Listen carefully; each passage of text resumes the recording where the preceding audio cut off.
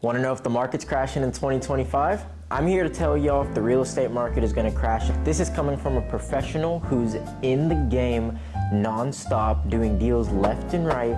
I'm here to give you all the facts and pretty much just let you determine if the market's going to crash or not. So if you are following along, please like and subscribe this video. I'm going to be giving y'all informational content daily, weekly, monthly for new agents, experienced agents, people just curious about what's going on in the real estate market. This is a channel for everyone to kind of just collaborate and, you know, walk away with something informational. So let's go ahead and dive right into the video.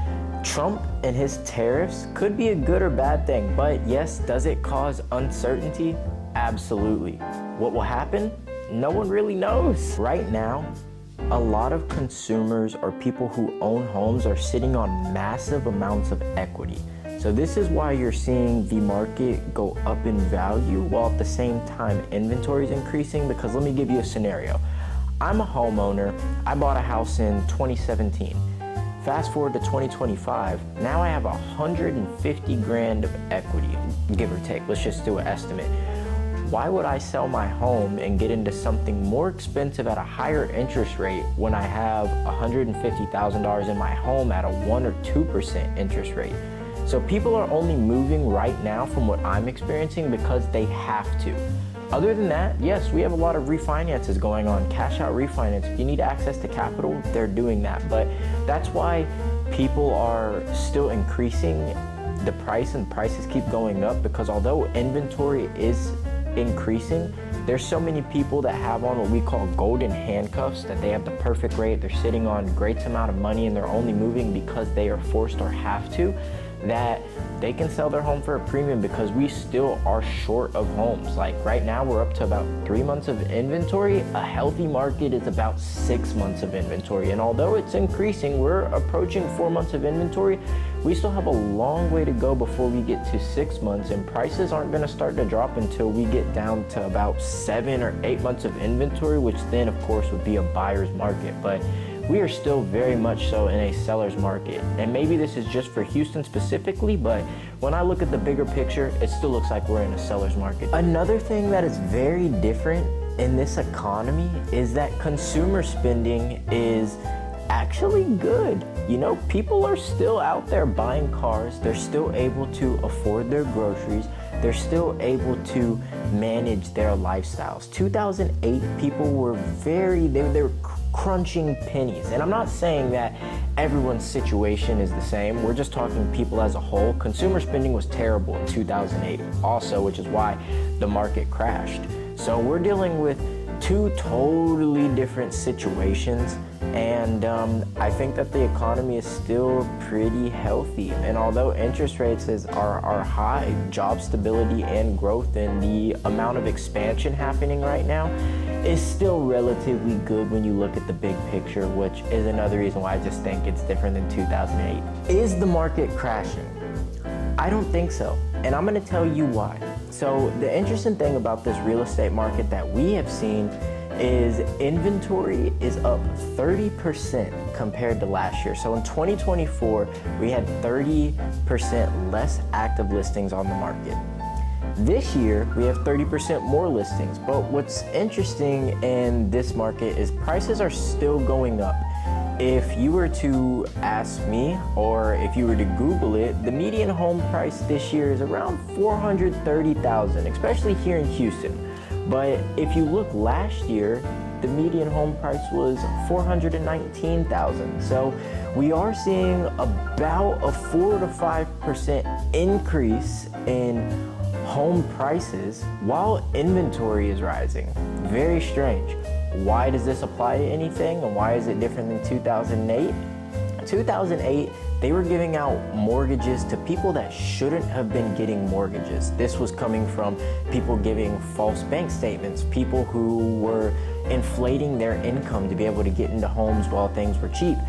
All these different factors, there was mortgage fraud going on, tons of different stuff. So this situation is very different. I'm sure your next question might be, oh, if the market's not crashing, then why are stocks going down?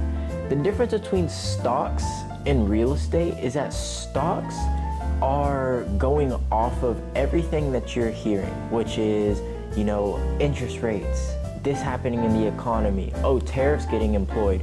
But real estate has a lot to do with stability, jobs, you know, income, consumer spending, neighborhood amenities, what's going on in a certain area. So a lot of people I know carry their money in stocks because it allows for growth and allows you to be liquid. Compared to real estate, obviously your money is tied up, it takes longer to sell, but it does give you more stability. And, you know, I mean, if you were to ask me, it gives you a lot more leverage in investing. That's the difference. So I mean, one goes based off the economy, other kind of goes based off of people and what people decide to do, which is also making this a lot different than 2008. 2008, jobs were doing bad and the economy had uncertainty. Now, people are doing good. Interest rates are higher, which is battling inflation, but people are still stable. They're still good. That's what makes this so different and unique and why prices keep going up. So I know now you might be thinking like, do I have the same opportunities to invest and still make money? Yes. I always tell people there's never a bad time to buy real estate. In times like now, times of uncertainty, it is the perfect time to invest in real estate. But there is a bad time to sell, and I don't think it's right now. Now, later down the road, could it be? Who knows? The market's uncertain, especially everything with Trump and all the tariffs and rates fluctuating up and down and consumer spending going everywhere. You don't know. But right now, things look healthy, and it's always a good time to invest, especially in times of uncertainty. I would invest now as always.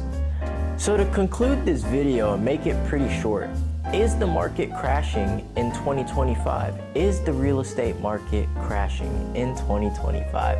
No one really knows. I'm gonna leave that choice up to you. I gave you the facts. Yes, everything is totally different than 2008. What will happen? No one knows. All I can say is if you are planning to invest or buy a home in 2025, it's never a bad time to invest. It all depends on your situation and what you feel like is ideal. And then from there, you can make the decision on when to exit the market and sell. But if you are looking to invest or have a deeper conversation about the markets or what you should do, by no means am I a financial advisor. By no means do you have to necessarily take my word, but feel free to give me a call or text me. I'm Isaiah McNeil. I am a realtor out here in the Houston area, and I do produce over $15 million a year in real estate average. So feel free to have a consultation with me. I'd be more than happy to help and talk about your goals and see kind of where we could take your portfolio. So again, I'm gonna make these videos better and better every time. We got the mics now. I'm gonna keep it original, real, and that's what I have for y'all. So I'll catch y'all in the next video. Bye.